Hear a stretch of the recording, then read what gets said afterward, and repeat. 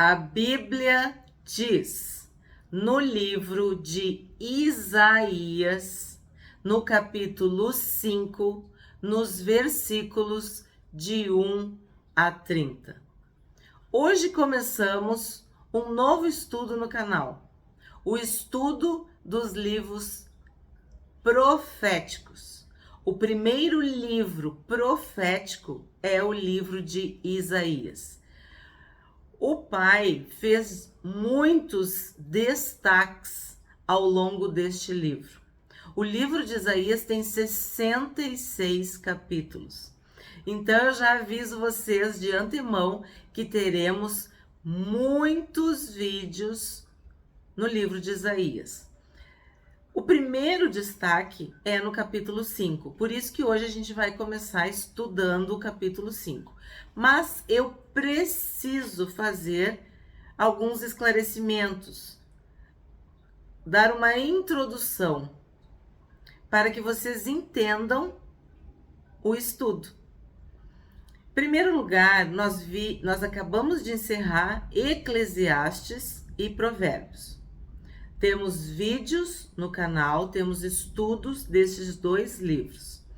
São considerados livros de sabedoria, ensinos de sabedoria. Pois bem, agora nós vamos estudar ensinos proféticos, livros proféticos. E o primeiro livro é Isaías.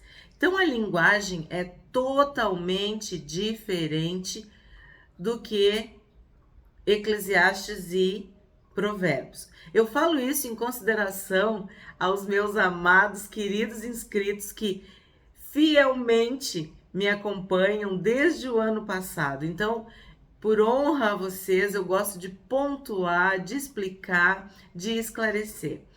Agora nós vamos mergulhar, né? A partir deste vídeo, do vídeo de hoje, nós vamos mergulhar no livro de Isaías. Já temos um vídeo sobre Isaías, sobre o personagem bíblico Isaías, que significa Deus é salvação. Daqui para frente, nós vamos estudar os escritos de Isaías, as profecias de Isaías, que é considerado o maior dos profetas. Não só porque o livro dele tem 66 capítulos, mas porque ele profetizou num período muito grande, viveu muitos anos. Se tu não assistiu o vídeo sobre Isaías, assiste para tu entender um pouquinho do personagem. Mas hoje eu vou dar umas pinceladas, uma notícia sobre a biografia de Isaías. Acredita-se que ele era membro da família real. Por que isso é importante? Porque ele tinha muita liberdade, vamos dizer assim. Ele frequentava a corte de uma forma muito tranquila. Acredita-se que ele fosse sobrinho de Amazias, rei de Judá. Outra coisa importante para quem é inscrito e está acompanhando fielmente o canal, nós estudamos sobre os reis e teve também algumas participações de Isaías naqueles estudos. Quem está atento, quem está acompanhando, está vendo que a palavra de Deus ela é perfeita e tudo se encaixa, tudo se explica. E olha que interessante, o livro de Isaías, ele está assim, meio que no meio da Bíblia, né? E por ser um livro grande, muitas vezes a gente abre a Bíblia em Isaías. E ele tem 66 capítulos, assim como a Bíblia, que tem 39 livros e 20 no Antigo Testamento e 27 livros no Novo. Então a Bíblia tem 66 livros e o livro de Isaías tem 66 capítulos. Então, tu vai dizer, isso é uma coincidência. Nós estudamos também que os números na Bíblia não são coincidência, porque Deus, Ele que criou a matemática, Ele que criou os números, a numerologia. Deus é o maior mestre, o maior professor. Então tudo tem sentido desde que tu estude, aprofunde, vasculhe, cave, procure, né? Então, Isaías quer dizer Deus é salvação. E isso foi o que ele profetizou. Ele profetizou salvação. Ele profetizou sobre o Salvador. Ele fez jus ao seu nome. Então, dito isso, sabendo que livros proféticos são diferentes de livros de sabedoria, nós temos que sempre ter um contexto histórico, sempre temos que explicar algumas coisas, algumas pesquisas, algumas interpretações, para que vocês possam entender daqui para frente. Então, primeira pergunta: se Isaías era um profeta e se o livro de Isaías é um livro profético, o que vem a ser uma profecia? Ou o que vem a ser profetas? São homens e mulheres. Bah, aí já tem gente que já se apavora. Mulheres? Mas a mulher não tem que estar calada na igreja? Mas não é proibido que a mulher ensine? Mas a mulher não foi a que pecou? Não foi a mulher que comeu, que deu fruto? Enfim, há toda uma teoria, vou usar essa palavra, tá? De que Deus não fala através das mulheres. Mas sim, Deus aboliu em Cristo homens e mulheres, gregos e judeus, escravos e livres. Em Cristo, o sangue de Jesus nos uniu. Somos todos filhos e filhas de Deus, batizados, lavados pelo sangue de Jesus, perdoados e recebemos a liberdade em Cristo. Em Gálatas, Paulo fala isso. O mesmo Paulo que falou esse versículo, e quando chegar lá a gente estuda direitinho por que ele falou, qual é o contexto histórico e por que isso não contradiz em nada a palavra de Deus. Então, nós sabemos também por Paulo de que em 2 Coríntios 6,18, de que o próprio Deus diz que nós somos filhos e filhas de Deus. Então, se eu sou filha, se eu sou filho, temos as mesmas prerrogativas. Numa família, um filho tem direito e uma filha tem direito. Deus se revela aos filhos e às filhas. Então, há homens e mulheres de Deus que foram usados para revelar a vontade de Deus a uma geração, seja no presente, seja no futuro, porque há toda uma vamos dizer assim, especulação de que profeta é só aquele que fala do futuro, mas isso não é verdade. Ele fala do futuro, sim, mas ele também fala do presente. Profeta é aquele que é usado por Deus, seja o homem ou seja a mulher, para transmitir uma mensagem. Mas a palavra profeta, ela foi evoluindo com o tempo. Tanto no hebraico, no aramaico, quanto no grego, no latim, assim, foram sendo dadas novas atribuições, novas interpretações para a profecia, o dom da profecia. Isso também. Paulo, de novo, em Efésios, explica que Deus separou apóstolos, profetas, evangelistas, pastores e mestres. Para quê? Para a edificação da igreja.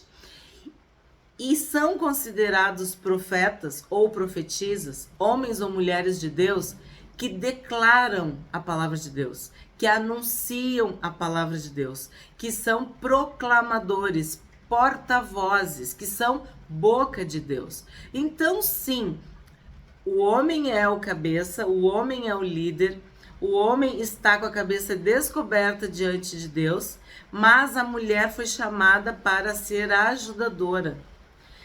E muitas vezes os homens falham, os homens se escondem e Deus levanta mulheres.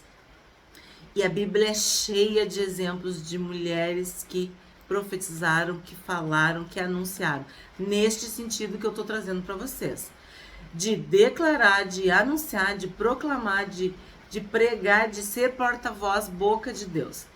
E sim, existe a característica de ser um vidente. Quando estudamos sobre Samuel, nós vimos que a Bíblia falava que Samuel era o vidente de Deus.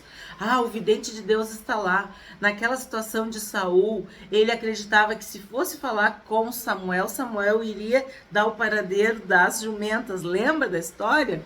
Então, sim, essa é uma característica. Homens e mulheres de Deus são visionários, têm visão, sabem do futuro, Deus revela. Sim, isso existe. Isso é algo que Deus reparte. Mas tem uma questão.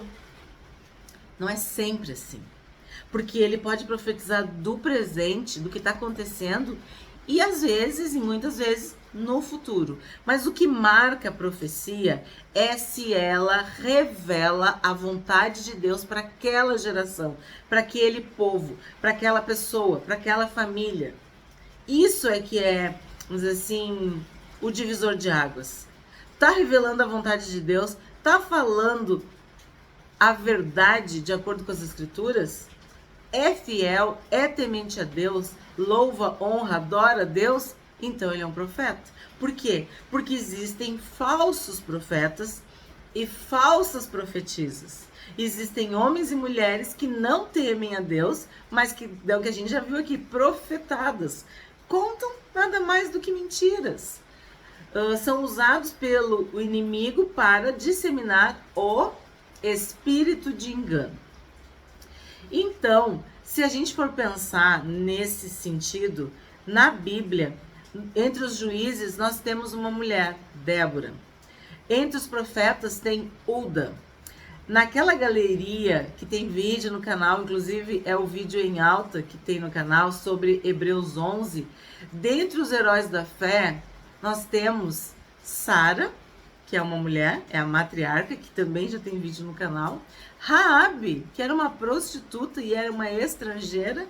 E tem uma parte que fala que as mulheres, pela fé, receberam seus mortos. Então, mulheres no plural.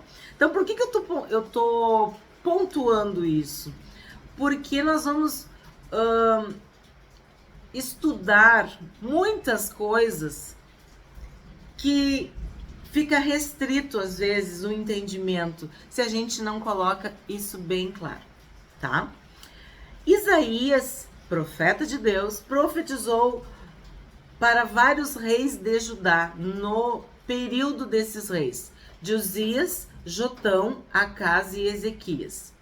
O tema central de Isaías, deste livro profético, é Deus. Deus como Senhor, como Todo-Poderoso, como Soberano, Santo, Altíssimo, Glorioso, Salvador, Criador, Messias e Amado. Alguns, assim, dos títulos, das referências, né, de Deus que Isaías usa. Então a gente vê o quê? Que o profeta, ele é um homem, uma mulher íntimo de Deus. Ele tem intimidade, ele conhece a Deus. Por isso ele se torna a boca de Deus. Por isso ele pode profetizar. A pessoa pode profetizar. O que se sabe da vida de Isaías? De que ele era casado, de que ele teve filhos, de que ele morou em Jerusalém. E acredita-se que ele viveu uns 80 anos, assim, para cima, para baixo. Mais ou menos 80 anos, viveu bastante tempo. Mas teve uma morte trágica. Acredita-se que o rei Manassés, rei de Judá, o martirizou, né, sendo cerrado pelo meio. E isso também é citado em Hebreus 11. E é uma referência, acredita-se, histórica ao profeta Isaías. Então, dito isso, tu tá sabendo que esse é o contexto, esse é o pano de fundo do nosso estudo. E eu te convido a pegar a tua Bíblia e abrir em Isaías, no capítulo 5, para que nós venhamos a estudar versículo por versículo deste capítulo. E eu te peço para marcar cara, eu sempre falo, né? Quando é um estudo assim, eu sempre dou essa sugestão. Marca, sublinha, anota, porque tu vai aprender muito mais. Então, hoje é Isaías, capítulo 5, do versículo 1 ao versículo 30. Agora cantarei ao meu amado o seu cântico a respeito da sua vinha. O meu amado teve uma vinha numa colina fértil. Então, aqui já tem Deus como amado. E fala da vinha. A vinha é um símbolo também de Israel e também é um símbolo de abundância, de prosperidade, de felicidade. Por quê? Porque a vinha dá o vinho, né? Da uva que dá o vinho e que dá alegria. Então, um relacionamento bom, agradável, saudável, ele é alegre, ele é leve, ele é uma delícia, ele é gostoso, ele é um prazer na vida. E o primeiro milagre do Senhor Jesus foi num casamento, transformar água em vinho. Então a Bíblia, de novo, ela se explica, ela mostra tudo isso. Então Deus está falando que ele tinha uma vinha numa colina fértil. O que ele fez com essa vinha? 2. Ele cavou a terra, tirou as pedras e plantou as melhores mudas de videira. No meio da vinha ele construiu uma torre e fez também um lagar. Ele esperava que desse uvas boas, mas deu uvas bravas ou uvas ruins. Aquela uva que parece uma pedra, ela é seca, não tem nada dentro. Ou ela fica verde e amadurece só uma parte. São as uvas bravas, as uvas ruins, os maus frutos, vamos dizer assim. Então, o que a gente vê nesse 2? Que Deus fez tudo o que tinha que fazer. A parte de Deus ele fez para que a vinha produzisse uvas boas. Mas o que aconteceu? Ela deu uvas bravas. 3. E agora, ó moradores de Jerusalém e homens de Judá, peço que julguem entre mim e a minha vinha. Então, vamos colocar na balança e ver quem que errou. Quem fez o que não era para fazer e quem fez tudo que era para fazer. Deus nos criou para intimidade com Ele. Homens e mulheres. Ele nos criou por amor. E Ele se revelou para nós. Ele nos deu a sua imagem e a sua semelhança. Mas nós pecamos. Nós desobedecemos. Em Adão e Eva, nós nos afastamos de Deus. E o que nós produzimos? Produzimos pecado, desobediência, rebeldia. E o salário do pecado é a morte. E recebemos castigo, punição de Deus, separação de Deus. E em última instância, o inferno, a morte eterna, por conta deste pecado. Então, esta é a simbologia da vinha e das uvas boas e das uvas bravas, das uvas ruins.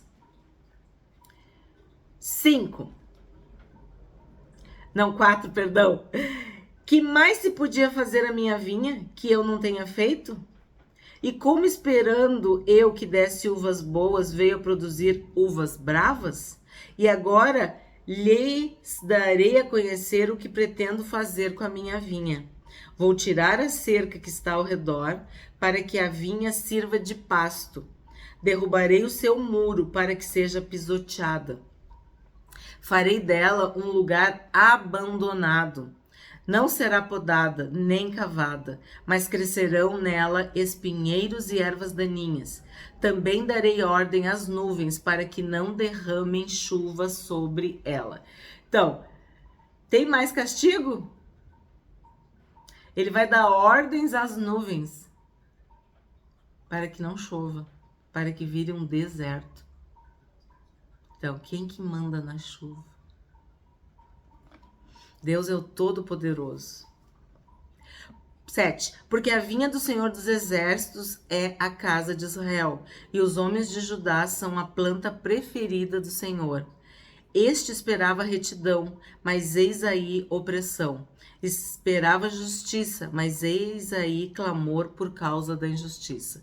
O contexto é Judá, o reino do sul.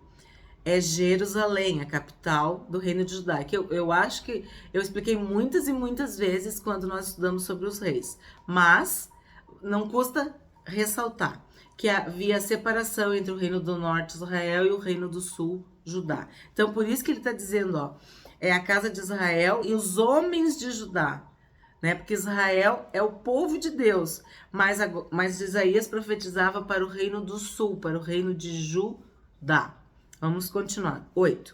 Ai dos que ajuntam casas e mais casas, reúnem para si campos e mais campos, até que não haja mais lugar e ficam como únicos moradores no meio da terra. Eu ouvi o Senhor dos Exércitos dizer isto. Na verdade, muitas casas ficarão desertas, até as grandes e belas ficarão sem moradores. Uma grande vinha produzirá somente alguns litros de vinho, e um saco cheio de semente não dará mais do que alguns quilos de trigo. A gente vê que não tem prosperidade, abundância e fartura. Ao contrário. 11. Ai dos que se levantam pela manhã para logo se embriagarem e continuam até alta noite, até que o vinho os esquente. Liras e harpas, tamborins e flautas e vinho não faltam nos seus banquetes, porém não consideram os feitos do Senhor, nem olham para as obras das suas mãos. O que está querendo dizer aqui nesse verso 12? De que o povo ignorava Deus. Eles desprezaram a Deus. Eles se tornaram indiferentes ao seu Criador. Eles só queriam os prazeres, só queriam se deleitar, viver a vida do jeito que quisessem, sem compromisso com o Senhor e a sua palavra. 13. Portanto, o meu povo será levado cativo por falta de entendimento. Os seus nobres passarão fome e o povo simples morrerá de sede. Então, o que a gente tem aqui? Uma profecia. E está falando que vai ser levado. Então, é futuro, é algo que vai acontecer. Por quê? Porque é decorrência do pecado. Então, a causa do cativeiro é a falta de entendimento, é a desobediência, é o desprezo, a indiferença para com Deus e a sua palavra. 14. Por isso a sepultura aumentou o seu apetite e abriu ao máximo a sua boca. Para lá desce o esplendor de Jerusalém e a sua multidão, o seu ruído e os que nela se alegram. Tá falando de quê? De morte. Então o povo será abatido e as pessoas se humilharão e os olhos dos orgulhosos serão humilhados, mas o Senhor dos Exércitos será exaltado em juízo. Deus, o Santo, será santificado em justiça. Então os cordeiros pastarão ali, como se estivessem no seu pasto, e os nômades se nutrirão dos campos que os ricos deixaram abandonados. Sabe o exílio?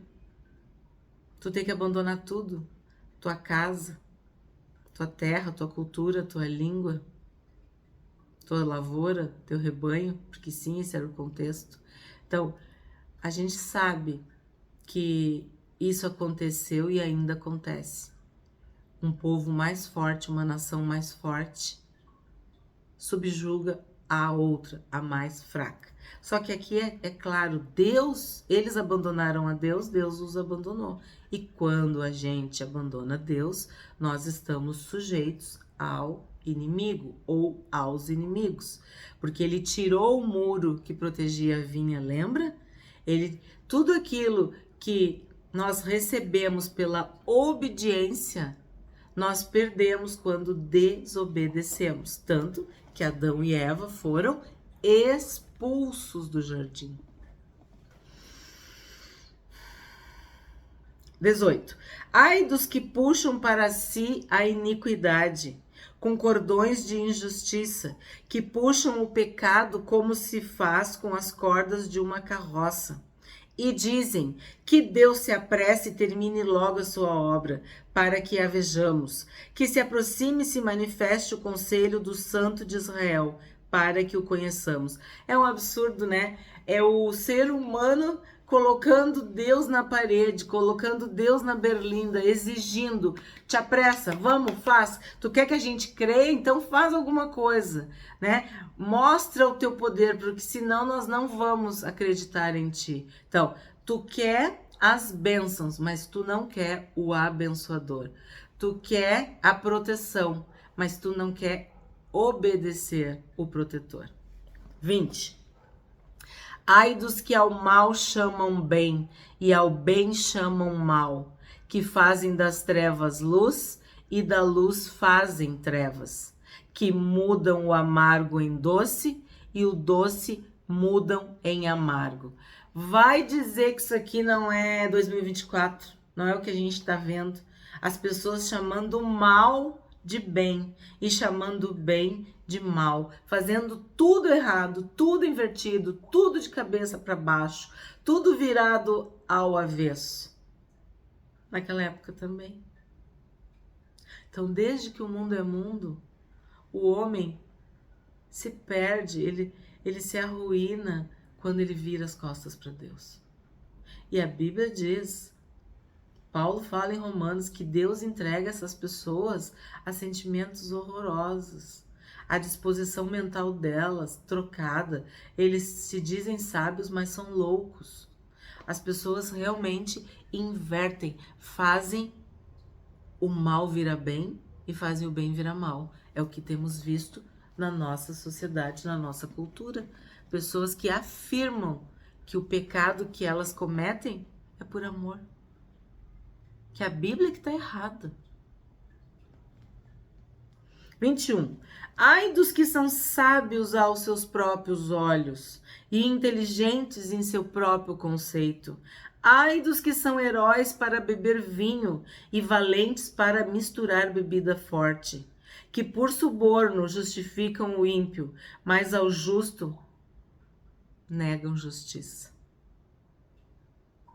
A gente está vendo soberba, orgulho, embriaguez, e aí na embriaguez a gente pode colocar todos os vícios, todas as drogas, todas as coisas que tiram a lucidez, o discernimento, o bom senso, a capacidade do ser humano de escolher o bem. A desonestidade, pessoas que querem levar vantagem em tudo, ladrões, roubadores, corruptos, mentirosos, aceitam suborno para fazer o culpado virar inocente e fazer o inocente se tornar culpado. Olhos altivos, pessoas que se acham acima do bem e do mal, que acreditam que podem determinar o que é certo e o que é errado a partir do seu ponto de vista. Não é o que a Bíblia diz, não é o que a palavra de Deus ensina, é o que a pessoa acha, é o que a pessoa pensa.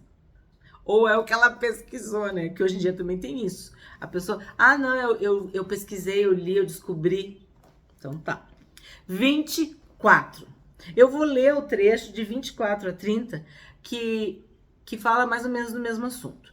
Portanto, assim como as labaredas consomem a palha e a erva seca se desfaz pela chama, assim a raiz deles será como podridão, e a flor deles subirá como pó, porque rejeitaram a lei do Senhor dos Exércitos e desprezaram a palavra do Santo de Israel.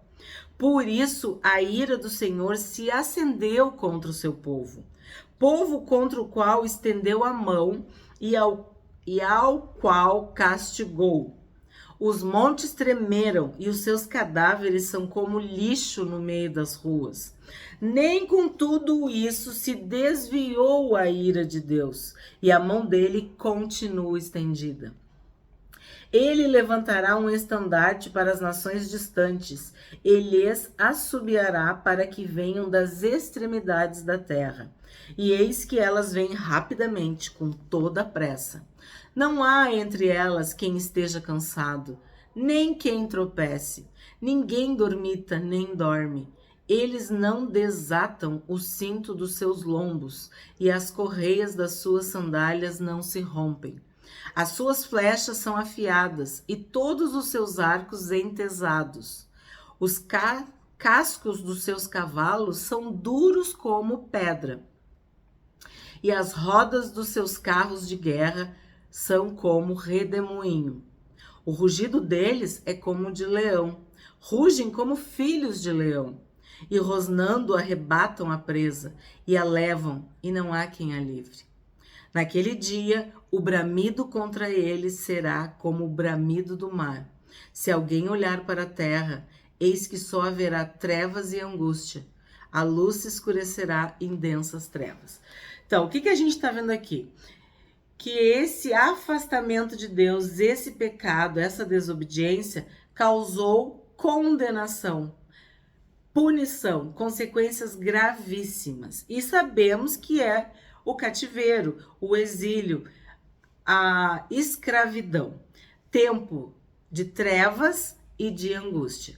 E quem é, vamos dizer assim, o responsável histórico disso?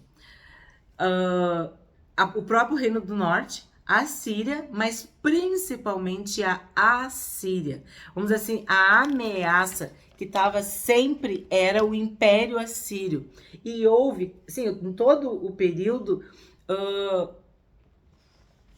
inimigos guerreando, lutando, pelejando contra Judá. E sim, vamos dizer assim, o ápice foi o exílio na Babilônia. Então, quando nós nos afastamos de Deus, os inimigos nos afrontam. Por quê? Porque a ira de Deus se acendeu contra nós. Nós nos afastamos do Criador, do amado. Nós tínhamos que produzir uvas boas e produzimos uvas bravas. O que a gente aprende hoje com o capítulo 5, que é o nosso primeiro capítulo desse estudo? De que Deus esperava que a sua vinha desse uvas boas, mas ela deu uvas bravas. Deus pergunta, vamos assim, colocar os pingos nos is? Julgar entre mim e a minha vinha. Eu fiz toda a minha parte. Eu fiz tudo o que se faz para cultivar, para amar, para cuidar. E o que a vinha fez? Se rebelou. E aí Deus se afasta. Deus tira a proteção. E aí o inimigo se aproveita. O meu povo está sendo levado cativo por falta de entendimento. A causa do cativeiro é sempre desobediência, rebeldia.